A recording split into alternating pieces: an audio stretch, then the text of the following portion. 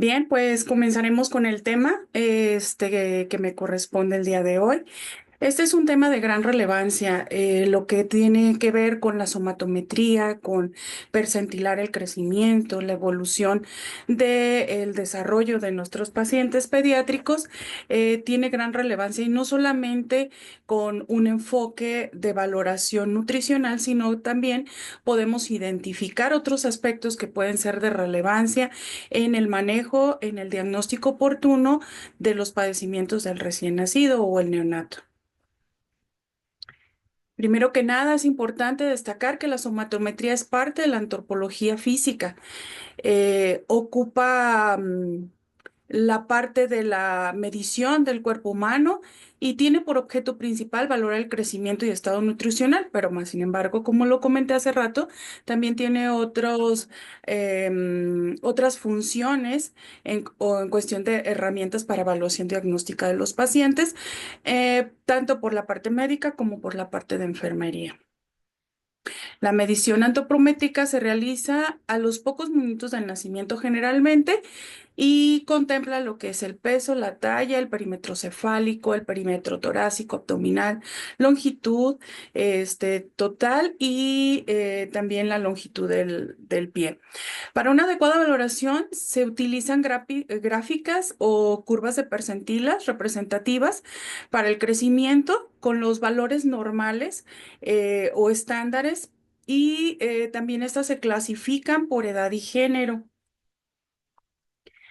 Como bien lo mencioné hace rato, las mediciones tienen también un indicador clínico. Generalmente el peso, pues, indica la calidad nutricional del paciente, pero también sabemos, pues, que existen anomalías del nacimiento, cromosomáticas que pueden alterar la proporción que tiene que tener en cuestión del crecimiento del cuerpo o la forma en que debe de estar distribuido el crecimiento del cuerpo. El perímetro cefálico es el indicador del desarrollo de la masa cerebral, pero también tiene otros aspectos diagnósticos, por ejemplo, en pacientes que tienen hemorragias cerebrales, en pacientes que tienen hidrocefalia, también puede ser un parámetro clínico. El perímetro abdominal mide parte del estado nutricional y también puede favorecer a la identificación de alteraciones a nivel abdominal o gastrointestinal. La longitud generalmente pues puede verse también influida por factores genéticos, entonces aquí también es importante conocer a los padres para poder nosotros tomar en consideración este tipo de percentila, porque a veces están por debajo de los rangos y tiene mucho que ver con las cuestiones genéticas. Pero sí es parte de los indicadores del crecimiento y desarrollo. Y aquí algo que destaca muy importante en cuestión de medidas antropométricas, evolución y seguimiento nutricional, es tomar en consideración la edad gestacional corregida en los niños que no son de término. Esto se puede calcular con la siguiente fórmula. Nosotros vamos a sacar lo que son la edad gestacional en base a la fecha de última menstruación y partiendo de ahí le vamos a sumar la edad extrauterina. Un ejemplo, digamos que tenemos un bebé que de acuerdo a la edad gestacional calculada por fecha de última menstruación nos da 29 semanas y tiene 4 semanas de vida extrauterina, entonces son 29 más 4, tendría 33 semanas de edad gestacional corregida. Esto es muy importante, bueno, porque pues no vamos a querer que alcancen las percentilas normales en comparación de los pacientes de término. Por eso es que tenemos que hacer su cálculo de edad gestacional corregida para poder identificar en qué rango lo vamos a percentilar en las tablas que tenemos como herramientas. También es muy importante que cada uno de los parámetros que se midan bajo una técnica correcta. El peso, pues, tiene también otros valores en cuestión del manejo clínico de los pacientes. En neonatología, el peso no solamente nos va a servir para poder identificar sus incrementos ponderales como parte de la vigilancia nutricional del paciente, sino que también nos puede favorecer para identificar en los pacientes, por ejemplo, de una terapia intensiva neonatal, la retención de líquidos en el caso de sobrehidratación por parte del tratamiento médico. Asimismo, también nos puede servir como una herramienta para identificar la retención de líquidos en pacientes que tengan alteraciones renales. Y este es también de suma importancia en lo que es el cálculo para los tratamientos farmacológicos en los pacientes en la etapa neonatal.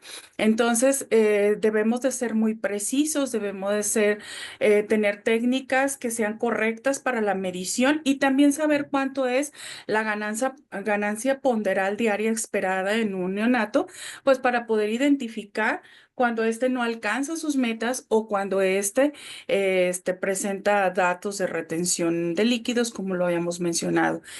Es importante, bueno, contar con una báscula especial para el recién nacido. Debemos calibrarla previamente al inicio del procedimiento. También es importante calmar a nuestros pacientes, mantenerlos tranquilos para que, pues, el paciente no se esté moviendo mucho y permita que la báscula pueda tomar la medida del peso en forma adecuada. El bebé debe de estar totalmente desnudo y se debe de retirar el pañal. ¿Por qué? Porque generalmente, bueno, los bebés tienen un incremento ponderal diario aproximadamente de 10 a 15 gramos por día. Entonces, nosotros podemos tener ese peso en el pañal y pensar que realmente sí está alcanzando los objetivos de incremento ponderal diario y podríamos tener ahí una situación anómala por la técnica que estamos utilizando.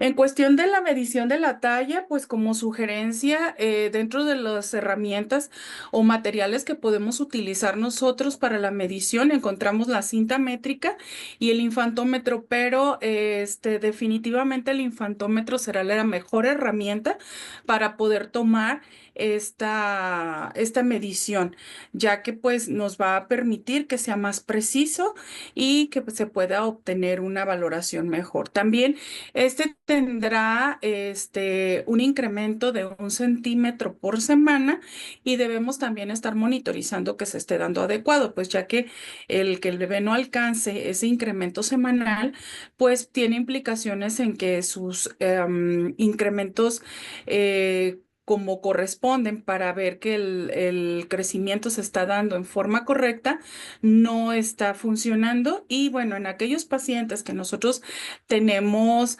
adicional un aporte nutricional específico por calorías para poder lograr un objetivo, pues también podría ser una herramienta para poder girar hacia otro lado en la forma en que nosotros estamos haciendo esos cálculos para alcanzar las metas en los pacientes. Aquí será importante colocar al paciente en una posición supina con el cuerpo totalmente alineado en la posición recta. La coronilla de la cabeza debe de tocar la base fija del infantómetro y con una mano nosotros vamos a sujetar el infantómetro y con la otra vamos a sujetar sus piernitas para extenderlas totalmente y evitar que exista flexión que puede influir en que la medida no sea la precisa. Dentro del perímetro cefálico, bueno, este perímetro también es una medición que tiene gran impacto en cuestión de monitorizar el crecimiento y desarrollo apropiado del recién nacido. Pero también, como lo mencioné hace rato, nos puede ayudar a identificar alteraciones neurológicas como es la hidrocefalia o una hemorragia intracraneal. ¿Cuánto es lo que nosotros esperamos que tenga de crecimiento o cómo debe de ser su crecimiento o incremento en forma semanal? De 0,5 a 0,8 centímetros por semana sería lo esperado como parte de algo normal. Si nosotros vemos que está incrementando por encima de ese rango en una forma muy acelerada, bueno, pues tendríamos que utilizar este, curvas de percentila para ver qué tan acelerado está ese crecimiento y ver si ese paciente requiere una valoración específica que pueda identificar una alteración del crecimiento del perímetro cefálico. También la forma en que nosotros medimos esta percentila tiene mucho que ver con el hecho de que sea correcta. Debemos de tomar en consideración medir en la parte más alta de la cabeza. Aquí, bueno, pues como parte de la recomendación es en el punto del occipicio y también como una referencia pues básica pues sería que sea alineado en ambos lados a la misma altura. Podemos tomar como referencia la recomendación, por ejemplo, a la altura de la ceja, a la altura de la oreja. Y otra de las cosas es también que la medición nosotros la vamos a iniciar en cero, en medio del entrecejo, y ahí donde unes la cinta métrica vas a tomar exactamente la medida. En lo que es el perímetro torácico, bueno, pues el perímetro torácico también influye dentro de los percentilos de crecimiento, pero nos puede también favorecer para identificar algunas anomalías congénitas. Por ejemplo, tenemos pacientes que pueden tener alteraciones como la hernia diafragmática. La hernia diafragmática es una patología o malformación que se caracteriza por tener un orificio anómalo a nivel del diafragma que hace que los intestinos, hígado, estómago o algunas otras vísceras puedan subir hacia la parte de la cavidad torácica. Entonces, bueno, generalmente nosotros cuando hacemos valoración de nuestros pacientes en cuestión de medición, en cuestión de exploración física, esperamos que en la mayoría de los neonatos, pues el abdomen esté ligeramente abultado y el tórax se encuentre simétrico. Entonces, estos niños se caracterizan por tener un tórax muy abultado o muy elevado, por encontrarse no solamente ocupado por el corazón, los pulmones, sino también por parte de vísceras que migraron a ese otro espacio. Entonces, pues, obviamente los perímetros también se van a ver fuera de rangos o se van a ver un poco más incrementados. Asimismo, el perímetro abdominal, pues también nos va a hablar de crecimiento, pero nos puede hablar también de anomalías como la que ya mencioné. Si el abdomen está desocupado, pues el perímetro abdominal será menor. O también en pacientes que tenemos en vigilancia en las unidades de cuidados intensivos neonatales, después de comer, nosotros tomamos medidas del perímetro abdominal y nos pueden dar datos clínicos en el caso de una oclusión intestinal, en el caso de alguna anomalía gastrointestinal presente en el paciente. Y aquí como referencia dentro del método, nosotros podemos tomar en consideración la altura del ombligo para ponerlo como referencia para poder tomar una medida apropiada. Existen medidas antropométricas promedio para el recién nacido que pueden ser como referencia. Obviamente, pues están hechas pensando en un recién nacido a término. En un recién nacido pretérmino tendríamos que apropiarlas más bien a las curvas de percentila existentes para poder nosotros sacar sus rangos más exactos. Pero esta herramienta nos puede ser de gran utilidad para poder nosotros en un momento dado, pues identificar en un recién nacido de término si hay una anomalía del crecimiento al momento de nacer, asociada a que, pues puede ser, como lo mencionamos, alguna situación congénita, incluyendo las anomalías cromosomáticas que pueden alterar el crecimiento y desarrollo del feto y nos pueden dar productos más pequeños o también alteraciones nutricionales como es este la desnutrición in útero, que también pues puede ser que el bebé nazca maduro, nazca a término, de acuerdo a las semanas de edad gestacional calculados por la fecha de última menstruación, nos da que es un producto a término, pero las medidas antropométricas están por debajo de las esperadas porque su equilibrio nutricional no es el apropiado. Entonces, bueno, pues de ahí partimos pensando que el peso de un recién nacido a término oscila alrededor de 2.500 hasta 3.500. Entonces podremos tomar como referencia que los bebés promedio deberían de tener un peso entre 3.400 más o menos 200 gramos. En el caso de la talla, bueno, pues podemos tomar como referencia que hay un percentilo de o una medida estimada aproximadamente 48 a 52 en todos los bebés. Entonces, una medida promedio puede ser 50 más o menos 2 centímetros. En el perímetro cefálico tenemos que, pues como medida esperada promedio, pueden ser 35 en el torácico como medida promedio esperada 34, en el abdominal 30 y en el pie 7. Ahora bien, si nosotros empezamos a percentilar a nuestros pacientes, tenemos que tomar en cuenta que los percentiles son porcentajes de crecimiento que ya se establecieron en base a un grupo específico de edad. ¿Esto qué quiere decir? Bueno, cuando hablamos nosotros de la línea 3, 10, 25, 50, 75, 90, 97, estamos hablando de un percentil del 3%, del 10%, del 25%, del 50%, del 75%. Es decir, si ejemplificamos en base al 3%, quiere decir que ese niño está en el rango del 3% del total de niños que se analizaron, que se estudiaron, que pueden estar en ese rango de crecimiento. ¿Sí? Estas percentilas tienen obviamente como un estándar óptimo o que nosotros pudiéramos decir que es el mejor, el apropiado para el paciente.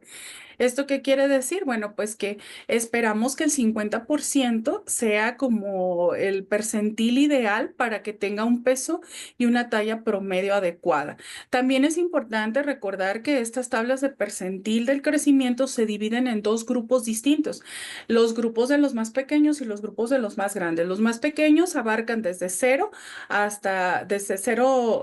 días hasta este 2 años, y los grupos de 2 a 14 es el de los niños más grandes. Pero aparte se dividen por tablas para niños y niñas. No es, por ejemplo, el grupo de 0 a 2 y una sola tabla, sino es el grupo de 0 a 2 para niñas, el grupo de 0 a 2 para niños y así sucesivamente.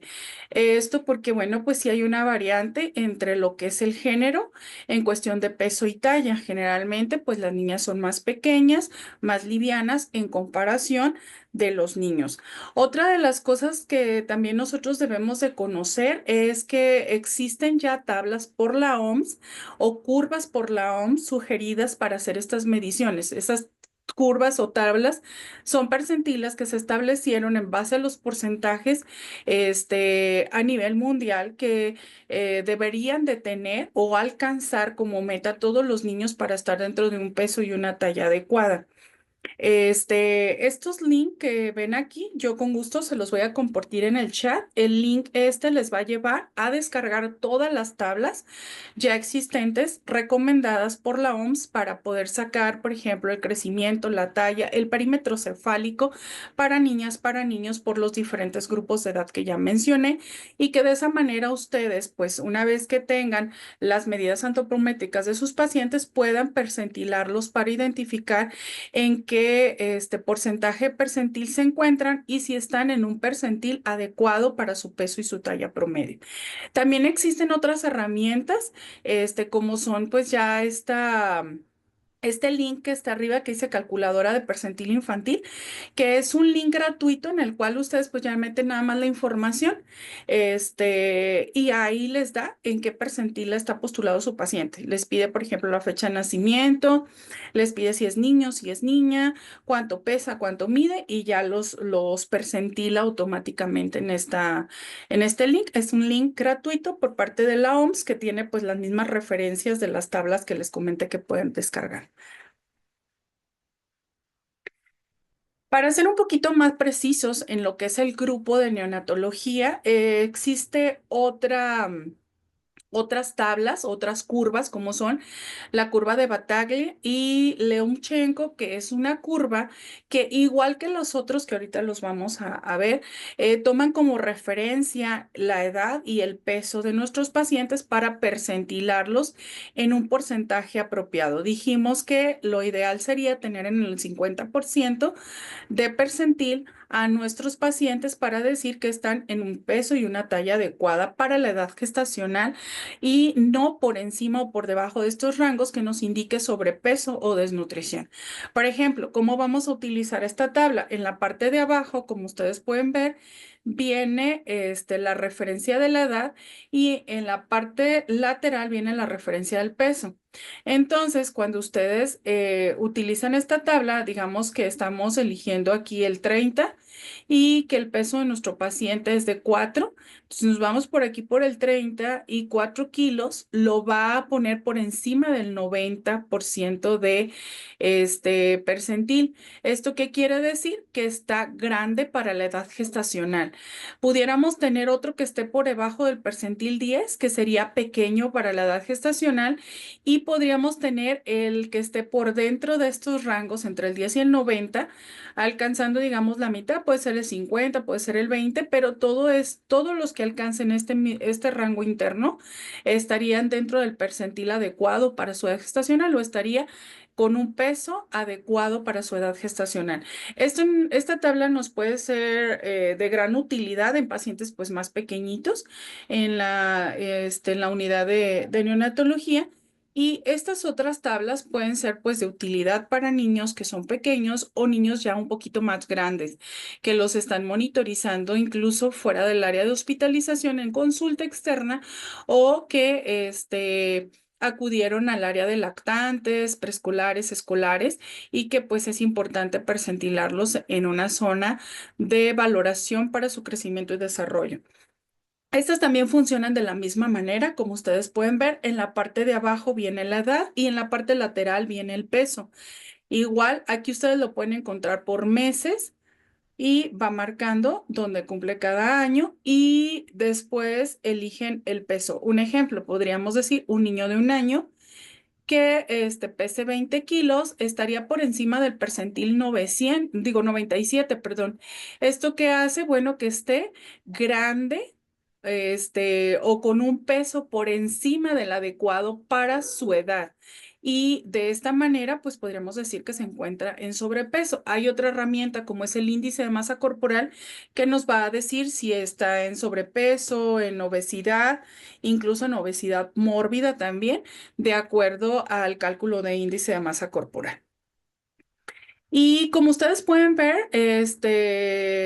viene por colores porque como les mencioné hace rato, tanto el peso como la talla se va a dividir en cuestión de percentiles por grupos de edad y por sexo o género del paciente. También asimismo tenemos tablas de percentiles para el perímetro cefálico que también vienen contemplando el mismo mecanismo, es decir, grupos de edad y aparte de contemplar los grupos de edad, también si son niñas o si son niños. Esos son patrones, pues ya que están estimados por la OMS y pues son válidos o ya son patrones adecuados para un gran número poblacional que pues deberían de tener más o menos ese porcentaje. Igual también esta de percentil para perímetro cefálico también viene por la parte de edad y por la lateral trae los centímetros y también aquí tenemos, si se fijan, por grupos en espacios desde la percentila 3 hasta la percentila 95 para decir que está fuera de rango, por debajo del rango o se encuentra dentro de los percentiles apropiados y el promedio sería siempre el 50, pero esto no quiere decir que si tú tienes un niño en un percentil, por ejemplo, de 60, 70, 85, esté fuera de rango. Vamos a ver nosotros que toda esta zona se contempla como una zona de un rango permitido y por debajo de ello encontramos los rangos no permitidos. En realidad, bueno, lo que es la parte de la somatometría, la parte de el monitoreo continuo del estado nutricional, tiene varias herramientas que pueden ser de utilidad para nosotros para poder identificar alteraciones del crecimiento y desarrollo, pero también, como ya lo mencioné, pueden ser de gran utilidad como parte de un mecanismo clínico para poder identificar diagnósticos médicos o diagnósticos de enfermería. También es importante, bueno, tomar en consideración que el conocer las técnicas correctas y aplicar las técnicas correctas para la medición de los diferentes parámetros a monitorizar será muy valioso porque esto nos va a permitir obtener medidas que pues son confiables. Si nosotros, por ejemplo, al momento de pesar el niño, lo pesamos con pañal, no calibramos previamente nuestras básculas, pues no solamente vamos a obtener un resultado que no es confiable para poder monitorizar sus curvas de crecimiento y desarrollo, sino que también pues puede generar otras desviaciones en cuestión de cálculos de medicamentos o en cuestión de identificar algunas otras alteraciones en la salud del recién nacido. Entonces tenemos que ser muy conscientes sobre el procedimiento paso a paso, cómo debe de realizarse. Tenemos que ser muy conscientes también sobre la importancia que tiene cada uno de estos parámetros en la monitorización y evolución de la salud de nuestros pacientes para poderlo hacer en la forma más correcta. Otra de las cosas es conocer cuántos son los rangos permitidos o esperados en incremento por forma diaria o por forma semanal o mensual para de esta manera poder identificar alteraciones que pues requieran un manejo específico, o incluso el uso de otras herramientas como método diagnóstico para poder confirmar algunas sospechas de alteraciones en los pacientes. Bien, hasta aquí sería todo lo que yo les presentaría de este tema. Es un tema muy pequeñito, pero sin embargo de gran relevancia para la atención en el paciente neonato.